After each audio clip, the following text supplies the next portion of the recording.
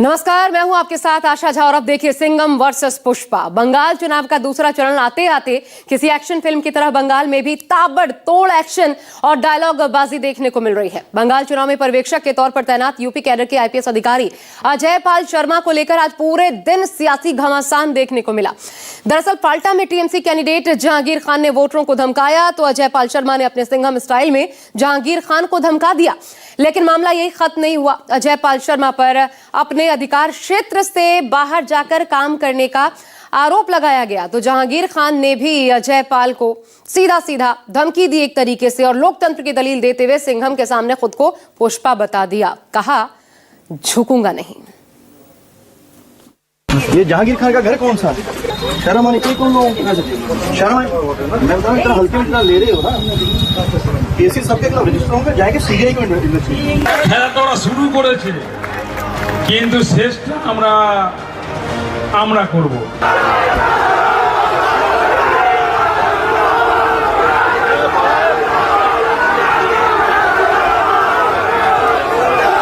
वो अधिकारियों को ब्लैकमेल नहीं कर सकते, अधिकारियों पर जो है वो आप आरोप प्रत्यारोप नहीं लगा सकते। एक एक अधिकारी की आप जानकारी करना, या उसको लाभ मिला होगा या चुनाव के बाद उसको लाभ मिलेगा।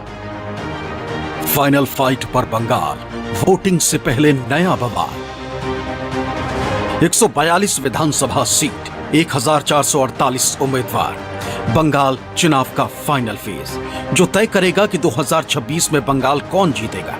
दीदी फिर बाजी मार जाएंगी या फिर बीजेपी कमल खिलाने में कामयाब होगी। दूसरे चरण की 142 सीटों को बंगाल के सत्ता को तय करने में काफी अहम माना जाता है।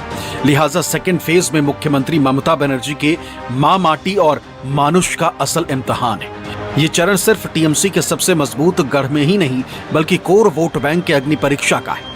5 साल पहले 142 में से 123 सीटें जीतकर दीदी ने अपना दम दिखाया था और इस बार इन्हीं सीटों पर फाइट बहुत टाइट मानी जा रही है। बंगाल की सियासत को करीब से जानने वालों का मानना है कि इस फेज में जो भी दल सियासी बाजी मारने में कामयाब रहेगा उसी के नाम बंगाल की सत्ता हो सकती है। बंगाल की सत्ता की चाबी किसे मिलेगी, इसका फैसला फाइनल फेज में बंगाल की जनता करेगी। लेकिन उससे पहले बंगाल की राजनीति में नया बवाल खड़ा हो गया।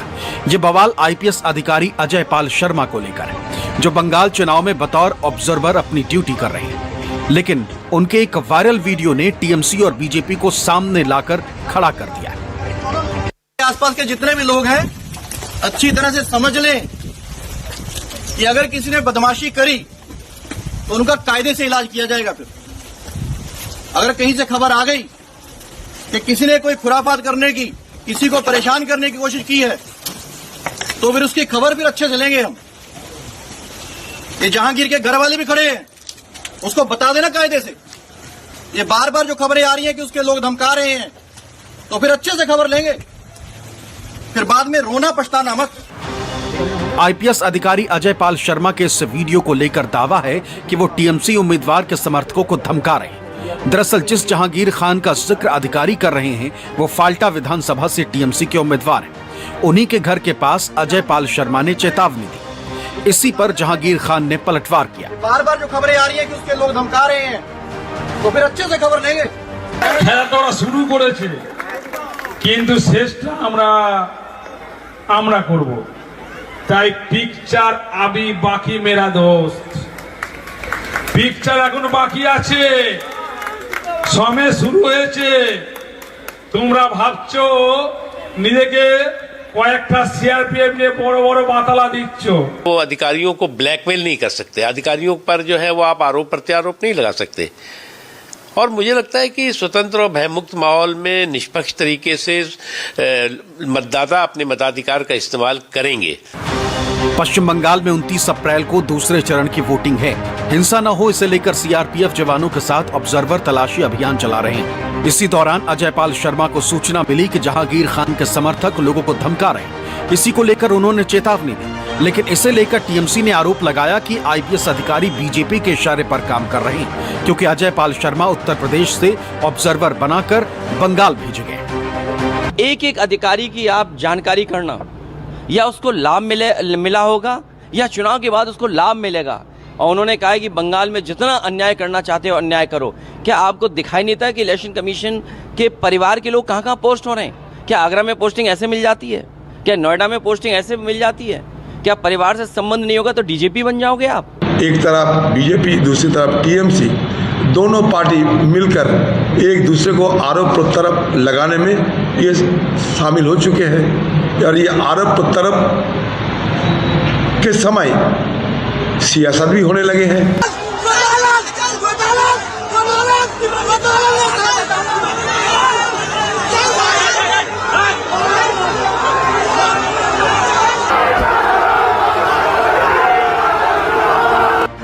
जहांगीर को चेतावनी पर समर्थकों में आया उबाल। अजय पाल शर्मा ने फाल्टा विधानसभा से उम्मीदवार जहांगीर खान और उनके समर्थकों को कोई भी गड़बड़ ना करने की चेतावनी दी तो उनके समर्थक और टीएमसी कार्यकर्ता भड़क गए। वोटिंग से एक दिन पहले यानी मंगलवार को अजय पाल शर्मा के खिलाफ विरोध प्रदर्शन किया। टीएमसी कार्यकर्ता नारेबाजी करते दिखाई दिए।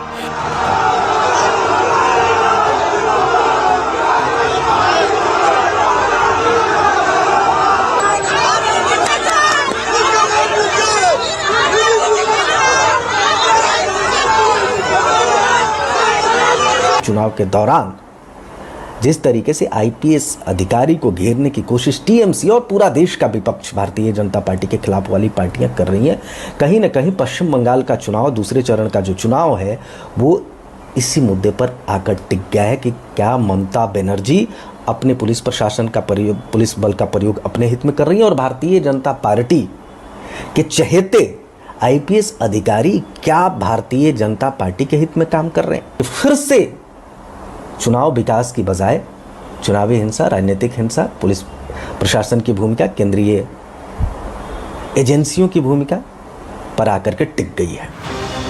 वहीं दूसरी तरफ टीएमसी सांसद महुआ मोइत्रा ने एक और आईपीएस अधिकारी की भूमिका पर सवाल खड़े किए। यह अधिकारी उड़ीसा कैडर के 2011 बैच के आईपीएस अधिकारी बटुला गंगाधर, जिन्हें पश्चिम बंगाल में ऑब्जर्वर बनाकर भेजा गया। महुआ ने आरोप लगाया कि बटुला गंगाधर भी केंद्र के इशारे पर काम कर रहे हैं। I'm here to give you a very loving, very polite message, Mr. Gangadhar. It's not a threat, but I'd just like to remind you that actually Nadia is not Western Orissa. Nadia is not Rayagarh, where Orissa police mercilessly beat up tribals and all of India watches. Nadia is Nadia. So you've come here to do a job. Don't try and go above and beyond your mandate, Mr. Gangadhar, because I'm watching. You are illegally calling up OCs and you're illegally calling up police stations and you are asking them to go house to house to get our Trinamool Congress workers and threaten them and tell them not to leave their homes. Really? Voting के दिन या उससे पहले किसी तरह की हिंसा न हो, इसे लेकर भारी सुरक्षा बलों की तैनाती की गई। ऐसा ही पहले चरण में हुआ था। नतीजा रिकॉर्ड तोड़ मतदान के तौर पर दिखा। लेकिन टीएमसी का आरोप है कि सुरक्षा बलों की मदद से टीएमसी के कार्यकर्ताओं को धमकाने की कोशिश हो रही। हालांकि दूसरी तरफ बीजेपी नेताओं का दावा है कि जिस तरह से बंगाल ने मतदान किया है और करेंगे, उससे बंगाल में बदलाव की लहर दिखेगी। 4 मई दी गई सरकार तो क्या तृणमूल नाम कर कोई पार्टी नहीं रहेगा। जनता का तो ऐसा ही मूड है और जनता ठान लिया है। और जहां भी आप जाओ, अब एक ही नजारा, चाहे वो दार्जिलिंग हो, कालिंगपंग हो और इस तरफ पूर्व मेदिनीपुर, सभी जगह लोग घर से निकल कर आ रहे हैं। बोले बहुत दिन बाद हम लोग निर्भय होकर वोट दे सकेंगे। इसमें कोई दो राय नहीं कि सेकंड फेज की 142 सीटों का रण भीषण है। 5 साल पहले दीदी भले ही इन सीटों पर दमदार रही, लेकिन 5 सालों में बहुत कुछ बदला है। ऐसे में बंगाल चुनाव के फाइनल फेज में मतदाता राजनीतिक दलों की बंगाल के लिए भूमिका तय कर देंगे। कौन सत्ता में रहेगा और कौन विपक्ष की भूमिका निभाएगा। कोलकाता से मनोज पांडे और प्रशांत गुप्ता के साथ ब्यूरो रिपोर्ट, न्यूज़ 24। लेकिन ये सिर्फ एक मसला नहीं है। बंगाल में दूसरे चरण के चुनाव में एसआईआर पर भी जमकर घमासान बढ़ गया है, क्योंकि चुनाव आयोग की सप्लीमेंट्री लिस्ट आ गई है और ट्रिब्यूनल में लंबित 12,90,000 से ज्यादा मामलों में सिर्फ 1468 लोगों के नाम ही क्लियर हो पाए हैं। यानी बाकी 12,89,000 लोग दूसरे चरण में वोट नहीं डाल पाएंगे। इसको लेकर भी सियासी तापमान बढ़ा हुआ है।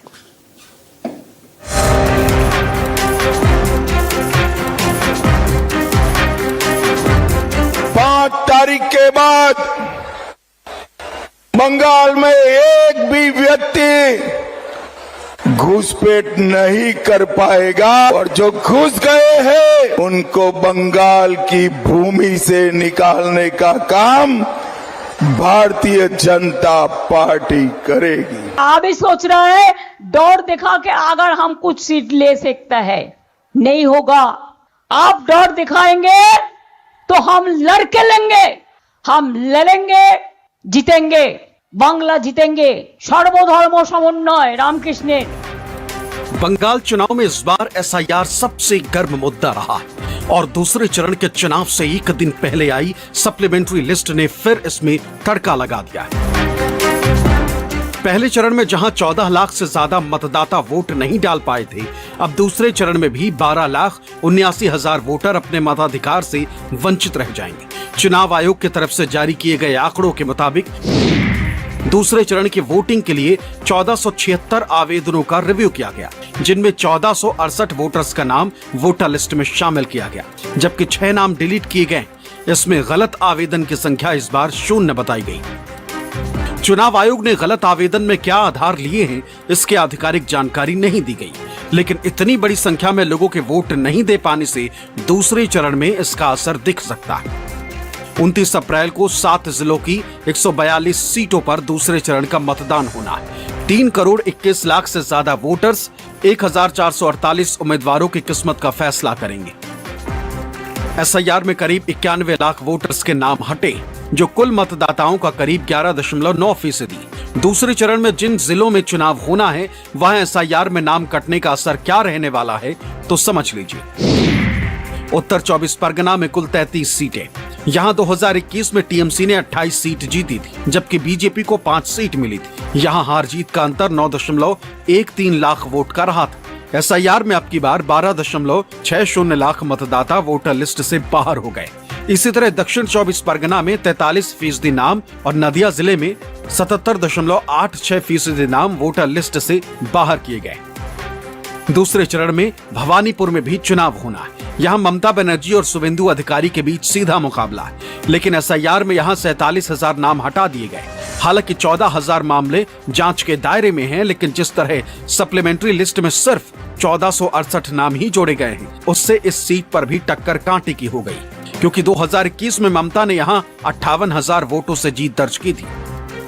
यही वजह है कि चुनाव में एसआईआर को लेकर टीएमसी और बीजेपी में जमकर आर पार हुआ। बीजेपी ने जहां नाम काटने को अवैध घुसपैठियों से जोड़ा है, वहीं टीएमसी इसे अपने वोट बैंक में सेंध बताती रही। एसआईआर तो होना ही चाहिए, क्योंकि जो इलीगल है उसका नाम तो काटना ही चाहिए, या जो आदमी इस दुनिया में नहीं रहा उसका नाम तो काटना ही चाहिए, और जो अवैध है, जो इंडियन सिटीजन नहीं है, उसका नाम तो काटना ही चाहिए। इसमें क्यों विरोध करते हैं, मुझे समझ में नहीं आया। एसआईआर तो हमेशा से करते आए हैं। The high percentage of polling in the first phase show that people have revolted against SIR and they voted against BJP for TMC. It will give us bigger dividends in the second phase of poll. People are very aggrieved with the SIR against BJP. They have experienced people who can predict the outcome. Yes,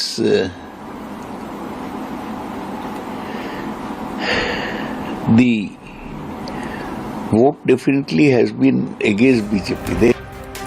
राजनीतिक जानकारों का मानना है कि SIR में जिस तरह 91 lakh vote कटे हैं, उसका असर हार जीत के अंतर पर पड़ सकता है, क्योंकि 2021 के चुनाव में बीजेपी टीएमसी में हार का अंतर 60 लाख वोटों का था, और अगर एसआईआर में 60% वोट भी टीएमसी के कट गए तो यह अंतर करीब 5 लाख का रह सकता है, यानी नतीजे प्रभावित हो सकते हैं।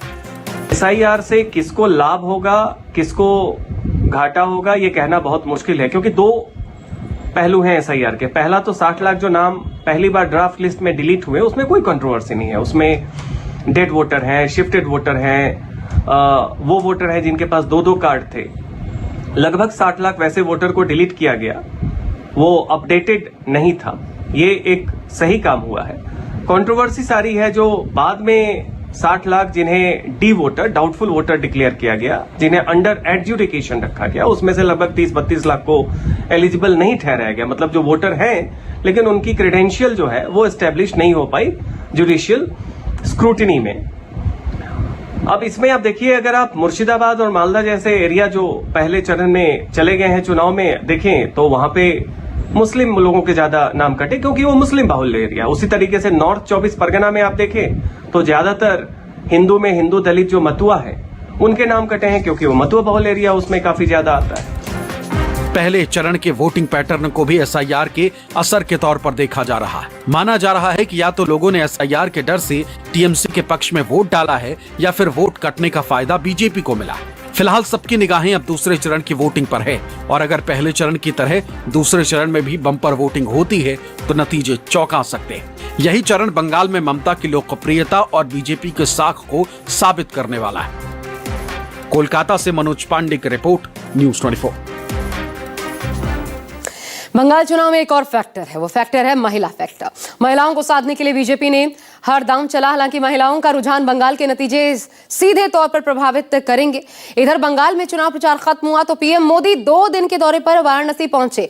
उन्होंने नारी शक्ति बंधन कार्यक्रम में महिलाओं को संबोधित किया। महिला आरक्षण विधेयक रोकने के लिए विपक्ष पर जमकर हमला बोला।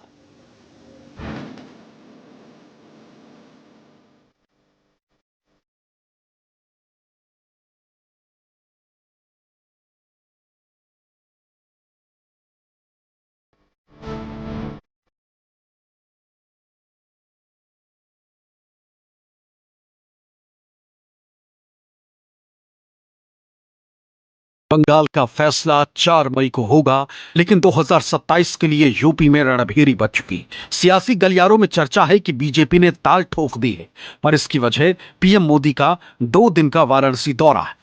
वाराणसी में खुली जीप में सवार होकर पीएम मोदी बीएलडब्ल्यू ग्राउंड में पहुंचे और नारी शक्ति वंदन कार्यक्रम को संबोधित किया। 25,000 महिलाओं के बीच पीएम मोदी ने महिला आरक्षण विधेयक पर विपक्ष को घेरा। कहा कि परिवारवादी पार्टियां महिलाओं को संसद विधानसभा में आने से रोकना चाहती हैं। कांग्रेस, समाजवादी पार्टी, टीएमसी और डीएमके जैसी पार्टियों ने एक बार फिर देश की महिलाओं को धोखा दिया। ऐसे दलों ने 40 साल से महिला आरक्षण पर ब्रेक लगाया हुआ था। अब समाजवादी पार्टी ने फिर से इसे लाल झंडी दिखा दी है। साथियों, असली बात यह है कि ये सारे परिवारवादी और तुष्टीकरण में डूबे दल नारी शक्ति से डरे हुए हैं। आप सभी से डरे हुए हैं। ये परिवारवादी दल देश की उन बेटियों को विधानसभा और संसद नहीं आने देना चाहते। पीएम मोदी ने इस मौके पर 6,350 करोड़ रुपए की 163 परियोजनाओं का शिलान्यास और लोकार्पण किया, जिनमें सिग्नेचर ब्रिज और सुपर स्पेशलिटी हॉस्पिटल भी शामिल है। प्रधानमंत्री ने 2 नई ट्रेनों को भी हरी झंडी दिखाई। महिला आरक्षण को लागू करने को लेकर सरकार की प्रतिबद्धता जताई। ये बड़ा लक्ष्य है, लोकसभा विधानसभा में महिलाओं के लिए आरक्षण को लागू करना। कुछ दिन पहले सपा और कांग्रेस जैसे दलों की वजह से हमारा ये प्रयास संसद में सफल नहीं हो पाया, लेकिन मैं आप सभी बहनों को फिर से भरोसा देता हूं, आपके आरक्षण का हक लागू हो, इसमें कोई कोर कसर बाकी नहीं छोड़ूंगा।